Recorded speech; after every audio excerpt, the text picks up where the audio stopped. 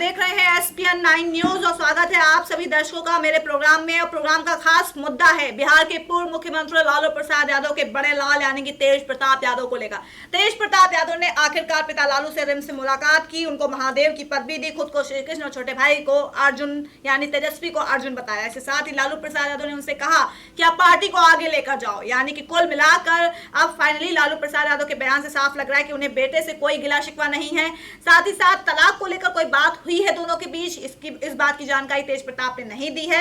लेकिन हाँ, लालू प्रसाद यादव के बयान से साफ साफ लग रहा है कि अब उन्हें बेटे से कोई गिला शिकवा नहीं है। आरजेडी का अगले साल सुनहरा भविष्य हो सकता है, आरजेडी का कायाकल्प हो सकता है। और ऐसे में अगर मैं 2014 के लोकसभा चुनाव की थोड़ी सी तस्वीर आपको बताना चाहूं, जब वहां पे गठबंधन का पूरा मसला देखने को मिला था, तो उस वक्त जो एनडीए थी यानी कि बीजेपी, एलजेपी और उसमें थी राष्ट्रीय लोक समता पार्टी जो कि उपेंद्र कुशवाहा, जिन्होंने अब साथ छोड़ दिया है एनडीए का। कुल मिलाकर इनका जो आंकड़ा था, बीजेपी 22 सीटें जीती थी वहां पर बिहार में 40 संसदीय सीटों में से, और लोक जनशक्ति पार्टी जो कि रामविलास पासवान की पार्टी है 6 सीटें जीतने में कामयाब हुई थी। उपेंद्र कुशवाहा की पार्टी 3 सांसद बनाने में कामयाब हुई थी, आरजेडी 4 सांसद और जेडीयू 2 और कांग्रेस 2। इसके अलावा इंडिपेंडेंट 0 था, लेकिन एक और पार्टी थी जिसके खाते में 1 सीट गई थी। यानी कुल मिलाकर बीजेपी ने बहुत अच्छा दबदबा बनाया था। लेकिन इस बार पूरा सियासी समीकरण बदला है, क्योंकि बाई इलेक्शन जब बिहार में हुए थे अभी अप्रैल मई में, तो कुल मिलाकर वहां पे आरजेडी का बहुत अच्छा जो था दबदबा देखने को मिला। और अगर बात करें पटना विश्वविद्यालय की, तो कुल मिलाकर वहां पे जेडीयू का जिस तरह से वर्चस्व देखने को मिला छात्र संघ चुनाव में, तो इसमें कहीं ना कहीं जेडीयू भी मजबूती की कगार पर है। लेकिन तेज प्रताप और तेजस्वी यादव भी 2 सुनहरे चेहरे, बड़े भविष्य बिहार की सियासत को लेकर देखे जा रहे हैं। तो ऐसे में तेज और तेजस्वी की अब ये जो जोड़ी है क्या कमाल करेगी। और साथ ही साथ लालू प्रसाद यादव ने जो कहा है कि पार्टी को आगे लेकर जाएं तेज प्रताप यादव, तो क्या अब तेज प्रताप यादव को कौन सा पद दिया जाएगा पार्टी में, और क्या वो इस पद से खुश होंगे। और जो अनबन सामने आई थी 2 भाइयों के बीच में, क्या उसको मान ले कि वो अनबन सिर्फ और सिर्फ अफवाहें थी। इन सभी मुद्दों, इन सभी सवालों का जवाब देंगे मेरे एडिटोरियल हेड एडमिन नमन सर। सर, आपका बहुत स्वागत है। तेज प्रताप यादव ने लालू प्रसाद यादव को कहा है महादेव हैं, मैं उनके लिए बहुत भावुक हूं, मैं उनसे बहुत प्यार करता हूं। अचानक से प्यार कैसे जाग गया? नहीं, बिल्कुल रिम्स जिस तरह से पहुंचे और अपने पिता से मिले और बहुत समय के बाद, कई महीनों के बाद मुलाकात की, तो जाहिर बात है एक बेटे और बाप का के प्रति जो स्नेह होता है, लगाव होता है, वो उन्होंने मीडिया से बात करते हुए जाहिर किया और बताया कि मेरे पिता महादेव है, मेरे लिए भगवान है, और मेरा भाई अर्जुन है, मैं उसके लिए कृष्ण हूँ। यानी कि पारिवारिक तौर पर वो बात करते हुए नजर आ रहे थे कि भाई मेरे जो परिवार में चीज़ें हैं वो बेहतर हैं, स्थिति कंट्रोल में है। लेकिन हाँ, जो सबसे बड़ा मसला है उसके ऊपर उन्होंने कुछ नहीं बोला। यानी कि ऐश्वर्या को लेकर जो लगातार मीडिया में सवाल भी कर रहा था, लेकिन उन्होंने उसके ऊपर चुप्पी साधे रही, कुछ नहीं बोला। खैर, इससे आगे बढ़ते हैं।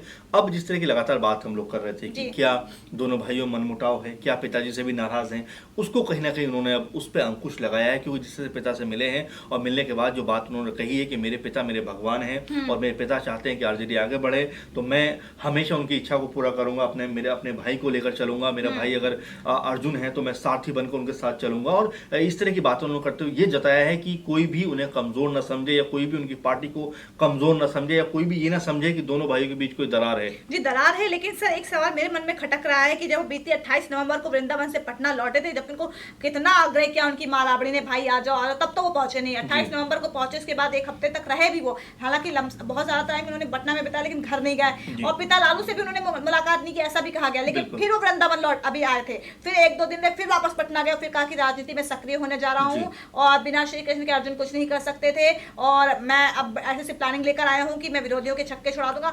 लालू से भी मुलाकात करते हैं, तो फिर पहले क्यों नहीं मुलाकात की? अचानक से इतनी तब्दीली क्यों? जी बिल्कुल, मुझे लगता है कोई संपर्क हुआ है, कोई बातचीत हुई है, उसके बाद ये बदलाव आया है। कि जिस तरह से वृंदावन आया, उसके बाद जो पहुंचे और बड़ा पॉजिटिव रुख उन्होंने दिखाया कि पिताजी से मिलने के लिए पहुंचे। हालांकि परसों जाने वाले थे, लेकिन उनको प्रॉब्लम थोड़ी हुई। उसके बाद जब वो रिम्स पहुंचे कल, तो बड़ा भावुक हो गए मिलकर पिता से, और तमाम सारी बातें शेयर की। हालांकि बहुत सारी बातें उन्होंने नहीं बताई, कुछ ही बातें बताई हैं। तो ये जाहिर तौर पे ये बता रहा है कि अब शायद कुछ स्थिति ठीक होती हुई नजर आ रही है। कल भी हम लोग बात कर रहे थे कि 2019 बहुत करीब है। ऐसे में पार्टी को एकजुट होना पड़ेगा, पार्टी को मंथन करना पड़ेगा कि क्या तेज और तेजस्वी एक रथ पर सवार हो सकते हैं। ऐसा तो ना हो कि दोनों को रथ अलग हो, भले ही अपने आप को कृष्ण जरूर कहते हो, लेकिन क्या वो कृष्ण किसी और रथ पर नजर आएंगे। लेकिन फिलहाल जिस तरह का बयान उन्होंने दिया है, साफ संकेत मिल रहा है कि अब जो दोनों भाइयों के बीच कुछ अनबन रही भी होगी, या कुछ इस तरह की जो मीडिया में खबरें आई हैं वो शायद उनका हम जो है खंडन करते हैं और दोनों भाई साथ मिलकर चलेंगे, क्योंकि आने वाले इलेक्शन में मैं अपने भाई के साथ खड़ा हूं। भले ही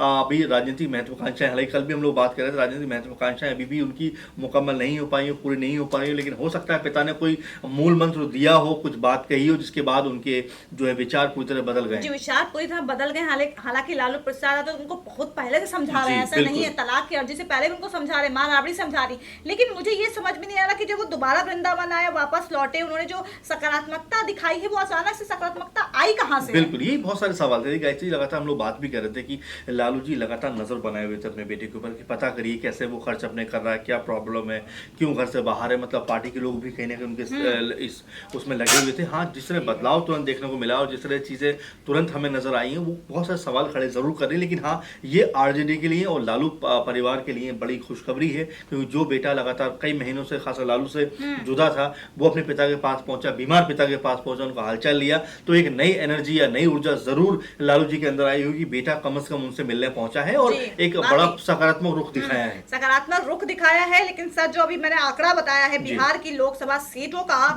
ऐसा बीजेपी का दबदबा रहा है, तो ऐसे में अब क्या माने? अब लालू प्रसाद यादव तो बीमार हैं, अब उनके दोनों लाल ही करेंगे कमाल अगले साल, तो ऐसे में क्या उनके दोनों लाल करने वाले हैं? क्या लगता है आपको कि किस तरह से पटकनी देंगे विरोधियों को? बिल्कुल गायत्री जी, कोई महत्वपूर्ण बात यही है कि पार्टी को किस तरह से आप आगे लेकर जाते हो। कि लालू प्रसाद यादव भी यही चाहते हैं कि उनके दोनों बेटे अपने कांधों पर जिम्मेदारी लें और पार्टी को आगे लेकर चलें, क्योंकि लालू जी की अब उम्र हो रही है, उम्र दराज व्यक्ति हैं वो, लेकिन ऐसे में दोनों जो बेटे हैं वो किस तरह से जिम्मेदारी निभाते हैं, क्योंकि लगातार तेजस्वी का, जिससे हम लोग देख रहे हैं कि रुख बड़ा अब पुख्ता होता जा रहा है, राजनीति में पक्के राजनीति के तौर पर नजर आते चले जा रहे हैं।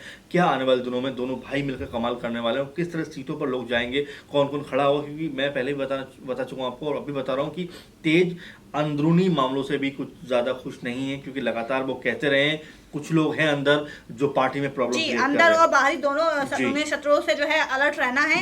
अब लालू प्रसाद यादव ने बेटे तेज को बोल दिया कि पार्टी को आगे लेकर जाओ। तेजस्वी को अगले साल लोकसभा चुनाव की उन्होंने जो है कमान सौंपी। हालांकि जो चुनाव है लालू प्रसाद यादव के नाम पर लड़ा जाएगा।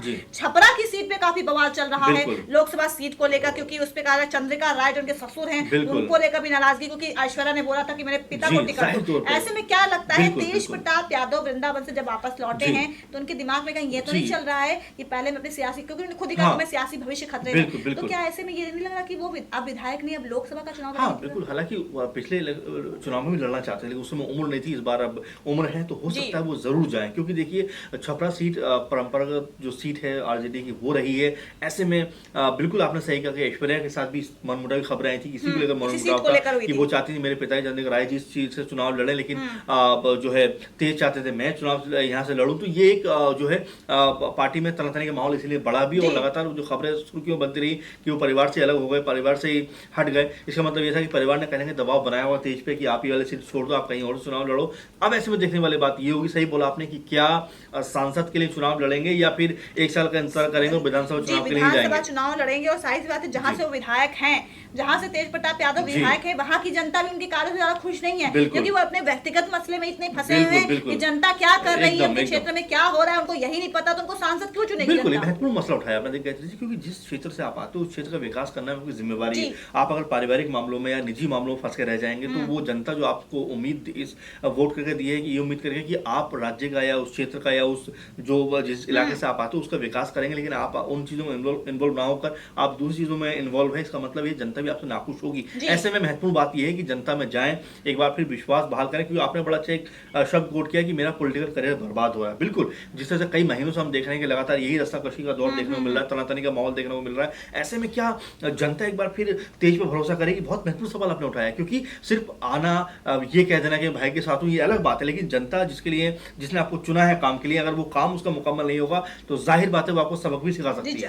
वाकई, और जाहिर सी बात है कि लालू प्रसाद यादव के नाम पर ही तेज प्रताप यादव विधायक बने हैं, इस बात में कोई दो राय नहीं, कोई उनका राजनीतिक अस्तित्व नहीं है, और पिता के नाम पर ही वो विधायक बने हैं, और ऐसे में पिता के ही नाम को कहीं ना कहीं डिबोने का काम भी क्या हुआ? बिल्कुल, एक फिल्म आती है किसी भी एक्टर के बेटे की, तो वो एक्टर के बेटे के होने के बावजूद के नाम पर उसको फिल्म मिलती है, लेकिन सेकंड फिल्म के लिए वो पहली फिल्म बेहतर करना चाहते हैं, देन उसको फिल्म मिलती है। यानी कि आपको जो आप जिस तरह से गए हो एमएलए, हालांकि आपने सही कहा कि लालू जी के नाम पर आपने सीट जीत ली हो, लेकिन दूसरी बार जब जाएंगे तो अपने काम के नाम पर जाएंगे। अगर आपने क्षेत्र में काम नहीं किया होगा तो जनता आपको नकार भी सकती है। भाषा शैली देखिए, राजनेता तो बहुत सी भाषा शैली का उपयोग करते हैं, लेकिन अगर आप युवा नेताओं की बात करेंगे तो शायद बहुत से ऐसे नेता हैं जो अपनी भाषा शैली पे बहुत कंट्रोल रखते हैं।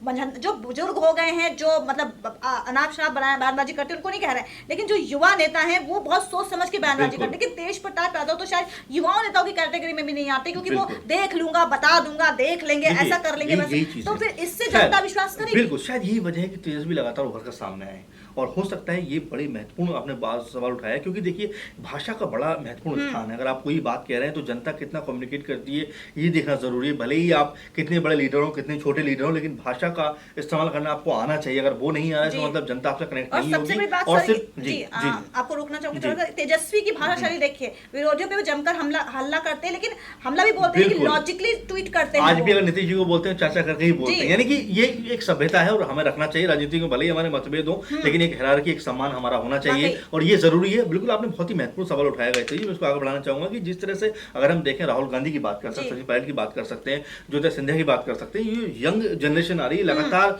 अपने विरोधियों पर तंज तो कस रही है, लेकिन अंदाज उनका बड़ा अच्छा है, बड़ा सही तरीके से बात रखते हैं, कोई किसी को गाली नहीं देते, बुरा भला नहीं कहते, और बड़े सही तरीके से काम की बात करते हुए बात रखते हैं। और शायद यही वजह है कि लालू प्रसाद यादव ऐसा नहीं कह रहे कि बड़े बेटे पे उनको एतबार नहीं है, लेकिन शायद तेजस्वी में वो उनको स्पार्क नजर आया, वो क्षमता नजर आई, वो जज्बा, वो हौसला नजर आया, जिसके बलबूते वो विरोधियों से उनके चारों खाने चित्त भी कर सकते हैं और पूरा कमान भी संभाल सकते हैं। गठबंधन टूटा गया था तो तेजस्वी लगातार खड़े रहे पार्टी में, आपने देखा होगा कि लगातार हल्ला बोलते हैं नीतीश सरकार पर, लगातार बात कर रहे हैं, तंज कसते रहे, कल तक आप हमारे साथ थे, आप उनके साथ हो, मतलब बहुत सारी ऐसी बातें थी। जब आप नेता प्रतिपक्ष होते हो तो बहुत सारी जिम्मेदारी आपको निभानी पड़ती है, विपक्ष के नाते आपको सरकार की नीतियों पर भी सवाल उठाने पड़ते हैं। लगातार तेजस्वी काम में माहिर रहे और आज भी हैं, लगातार तंज कसते रहते हैं। तो यानी कि ये जो चीजें हैं ये दिखा रही है जनता को, बिहार की जनता को, कि तेजस्वी में वो बात है कि वो पार्टी को और यहाँ की जो विकास रुका हुआ उसको आगे लेके जा सकते हैं जिन क्षेत्रों में। और साथ में जिस तरह का उनका लगातार हम देख रहे हैं कि सब पार्टियों के संपर्क में है, और लगातार राहुल गांधी के संपर्क में, लगातार सचिन पायलट के संपर्क में, और लगातार कहते रहे हैं